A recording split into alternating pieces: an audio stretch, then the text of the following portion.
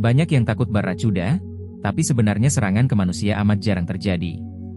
Kebanyakan kasus terjadi karena salah identifikasi. Ikan yang melihat kilau benda berkilau di air, dikira mangsa. Fakta yang lebih penting, baracuda besar bisa mengandung racun bernama ciguatera, yang menumpuk dari rantai makanan karang. Makin besar ikannya, makin tinggi risikonya. Jadi, menangkapnya boleh, memakannya harus hati-hati. Baracuda juga pelompat andal, dan giginya tumbuh berlapis.